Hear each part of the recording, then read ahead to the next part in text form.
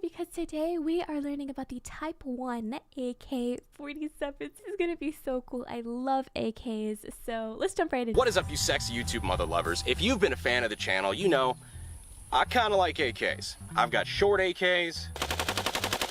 I've got long AKs. I've got quiet AKs. Listen, all AKs are good AKs. They are so cool and such an amazing feat of engineering and ingenuity. It is just so cool. I mean, what's not to love about an AK, right? In fact, I've kind of quietly made it a mission of mine to try to get one of every major kind of AK variant out there. It's so pretty damn hard. Especially since that includes some very, very, very rare pieces, including one piece that is so rare that I pretty much decided that I was never going to be able to own one, or afford one, or even never find one. Never give up. You never know what kind of opportunities lie at your door. That is until today. This is the Type 1 AK-47. Oh my gosh, it's so beautiful. It's such a beautiful sight to behold. Look at that. Imagine owning an original AK-47. The wood finish, I mean, it is just beautiful. It's chef's kiss. I love it. The original, and one of the rarest, if not the rarest, AK variants here in the US. Wow. And today I get to shoot it. Wow. That's just really neat. That is. Load her up on the magazine. Clicks in like a dream. Look at that. Oh my gosh, it's so nice. Wow. Oh, what a beautiful, beautiful sight to witness.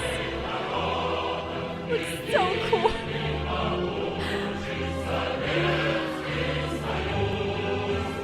Oh my gosh. Yeah, that's incredible. Just incredible. Look at that.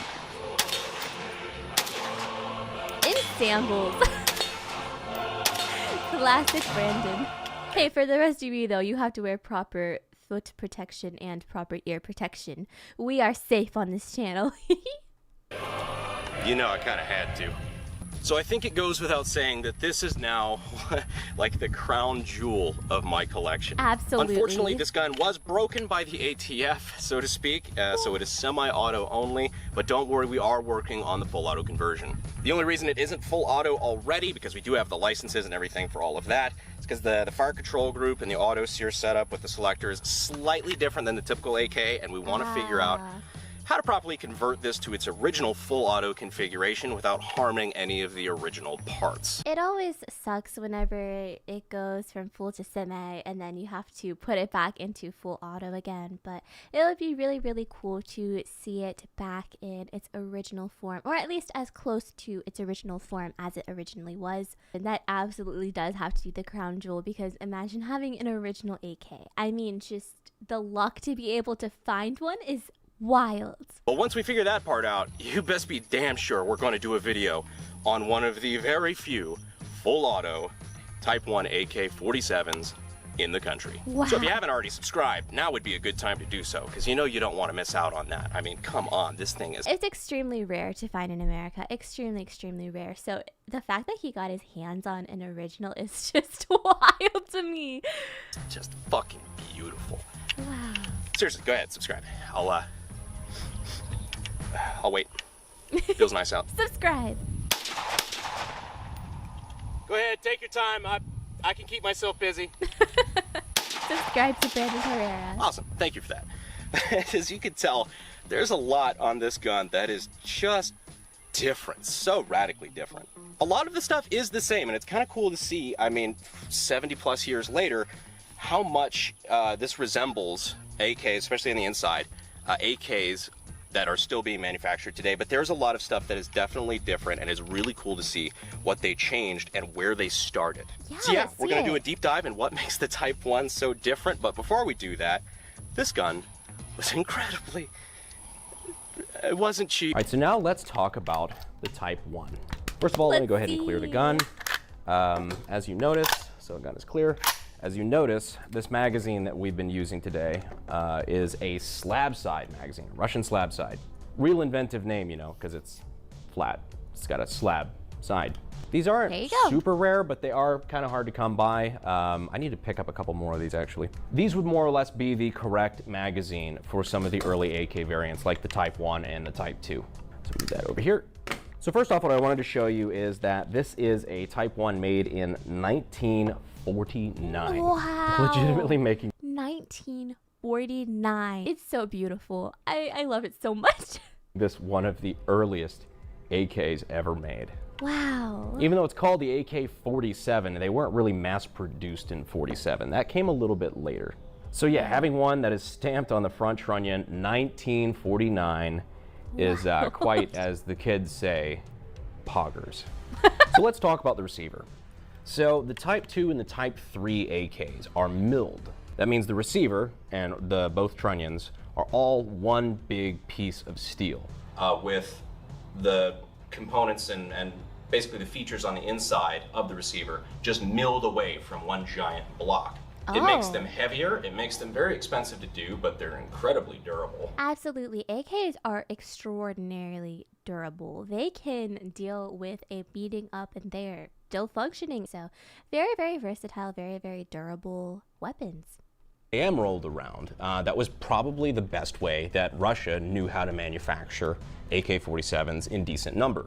But the Type 1 is not milled. The Type 1 receiver is stamped. You can see ribbings here, and these are actually more or less flush rivets. They don't have the big rivet heads like the AKM might have. These are kind of ugly, but that's actually correct. This is the way that they look. And as you can see here, now that I've folded the stock a little bit, you've got 3 of those flush rivets in the rear trunnion as well. Now I'm gonna be kind of going broad strokes here. I could literally spend an hour talking about all the shit on this gun that is different from an AKM and other AK variants that I just think is really cool. I'm not gonna do that because, like I said, this video would be a fucking hour long, but it's gonna go over some of the major things. So take this top cover off here. Let's see. Take our recoil spring assembly out. Again, pretty much AK-ish. Nose there looks a little different, but you know, pretty much milled AK looking recoil. The iconic spring, you know? Spring. Take our bolt carrier out and we run into this. Bolt and bolt carrier look pretty much the same as, you know, most just milled AKs, nothing really remarkable there. But up here on the gas piston, we have a fluted piston, which is really interesting. Oh. Now this kit is not numbers matching, which is not really all that surprising. I'm just kind of lucky to have one at all, so that's not super bothersome for me. Now, one of the biggest standouts of the Type 1 versus any other AK or the AKM is the front trunnion area. Now, the front trunnion here, normally you'd have rivets sitting right here on the side, just like you got our AKM front trunnion here. We've got 3 rivets on each side. So 2 here through the barrel hole that squish on the inside, and then 1 here in the mag well. I love learning the intricacies of it. I wish YouTube was a little bit more forgiving about learning about these kinds of things, because this is just such a historical masterpiece. It's so nice that he gets to break this down and we get the knowledge of that. Front trunnion, of course, holds your barrel in the receiver, your barrel assembly in the receiver, has your barrel pin here, and it contains the locking lugs that, you know, prevent the gun from exploding. But it ends here at the mag well. Now on the Type 1, we have our rivets here are on the bottom of the trunnion, not through the middle here, through the meat of it. But it's actually kind of interesting because it doesn't end at the mag well. In fact, one of the things that makes the Type 1 stand out is that it goes all the way back on both sides to the point where it actually contains the ejector. Now on a typical AKM, that's just part of the stamped lower rails that are spot welded in place. Not on the Type 1. On the Type 1, it is actually part of the front trunnion. It is milled into the front trunnion. And instead of a mag well dimple here, the front trunnion actually extends into the mag well, and that's why these 2 rivets are here on both sides, is those are actually front trunnion rivets as well. So they rivet the overhang on that front trunnion there to the receiver, and then they grind it flush on the inside for magazine clearance. You'll also notice like ribs here. Like there's a long rib on this side.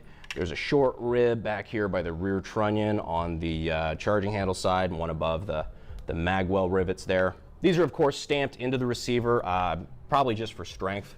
Plus, you know, they look dope as hell. It really fascinates me how much goes into such a versatile rifle, and it really shows whenever you open it up and just look at the inside how much went into this and how carefully designed it was. We'll go all the way through, and there's a little hole there, and that's what it kind of hinges on. It goes all the way through the receiver, fits in that little hole. Not the Type 1. The Type 1 just has this little lever here that just kind of hangs out in space in the middle of the receiver, and that's one of the reasons why the full auto conversion on this is going to be interesting to say the least. Now, this receiver itself is actually a US-made receiver. This is a Two Rivers Armory rebuild of this Type 1. I think they did a pretty damn good job. They clearly put a lot of time and effort into just little nuanced details that really nobody would really be able to pick up on, but I appreciate that they did that. Even little things like markings on top of the rivets, that's just kind of cool. This is another gun out of the Vickers collection that I was able to pick up thanks to Sienna Armory. And yeah, it's just really cool to be able to identify all of the differences of this gun. I know I'm saying that a lot, but it's really kind of cool, especially as a big AK nerd, just to see firsthand and be able to hold in my hands and just look at all the little tweaks and details, down to like the rear sight block, the gas tube retaining lever here is just stamped, and it's just different. There's so many little just nuanced details. You can tell how happy he is every time he looks at it. He's like, oh my gosh, I'm holding an original AK. That I never would have known had I not been holding one in my hands. Everything down to the gas block, the front sight block, it's just cool. I can't believe I was about to leave this out. The Type 1 grips, actually kind of becoming a little bit more famous for this. Instead of one single pistol grip, like the AK, well actually literally any other AK has, this has two separate panels that meet up and are screwed together on both sides of a little fin here. Neat little detail. I have no idea why they did it this way, but that's what they did.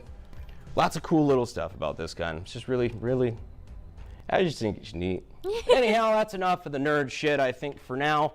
So, well, see how she goes. Time to get back out to the range.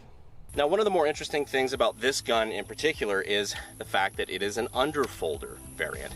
Now, a lot of the Type 1 AK-47s had a fixed wooden stock, but this one has a good old trusty underfolder, which makes this a little extra cool. But just like any other AK underfolder, you can push this button in here, fold this stock gently, and so beautiful. You can still access the selector, charge the charging handle, forget that you have a live round in the chamber anyway, and yeah.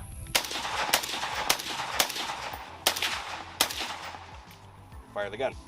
And one of the cool things I figured out about this, that not all AK variants can do, is while the gun is on safe, you can actually eject a live round, which not all AKs can do while they're on safe. So I thought that was kind of cool. All right, now the ammo that we're using for this is 7.62x39 brass case Bellum ammo from Serbia.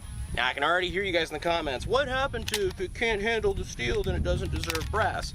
Well, I know for a fact that motherfucker can handle some steel. But you know, come on, it's a piece of history. It traveled 70-something years to get here. The exact date is incalculable. I'm shooting my museum piece just so I could show it to you guys. So forgive me for feeding it the good shit.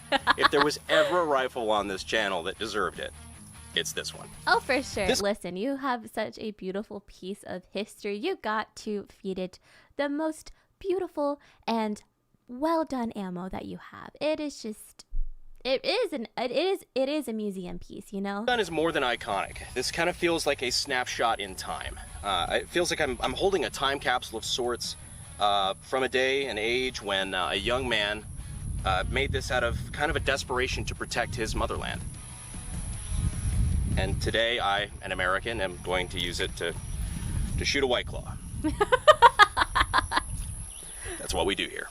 It's also worth pointing out this is the original barrel in this gun. So this is a full-on representation of how this gun would have handled 7.62x39 against a White Claw in 1949. Against a White Claw. 1. Beautiful. Beautiful AK. I'd say it handled it quite well. Very much so. Pretty pretty sure this is not one of the tests included in the original Russian trials that led to the adoption of the AK-47, but personally I think it should be. Yeah.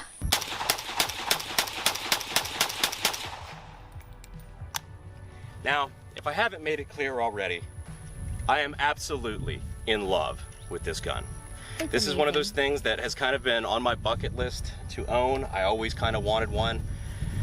Never really thought I'd be able to get one, and I'm not kidding when I say that, but here it is. And the reason that I have it is honestly because of you guys. What you've allowed me to do with the channel, pursue my dreams, and just really collect really neat pieces of Subscribe to Brandon Herrera. I cannot reiterate this enough. history like this. I kind of owe that all to you guys, so from the bottom of my heart, I appreciate it. And this is why I'm going to keep making cool content, or at least content that I think is cool. Hopefully you guys do too. I just get to do stuff like this, and it's just really cool to me. So anyways, guys, that's all I've got for you today. Hopefully this was interesting to you. Hopefully you learned a little bit, and it was just really, really good, classy AK. But anyways, that's all I've got. As always, I'll see you sexy YouTube mother lovers in the next video. Yay. Thanks. All right, so now let's talk about this Type 1. Oh, let me not do that. So fucking awkward, bud. So giddy. To the blooper reel. And they grind them fuck. Now, something else that's interesting about this gun is that it is an underfolder variant. Words are hard. One of the other interesting things about this gun in particular, goddamn. Thank you so much to Brandon Herrera for showing us the Type 1 AK-47. Such a wonderful and rare sight to see. So cool that he got to get his hands on it. Thank you so much for watching. I hope you have an amazing rest of your day. Please be safe out there, and I will see you in the next one. Bye. Thank you.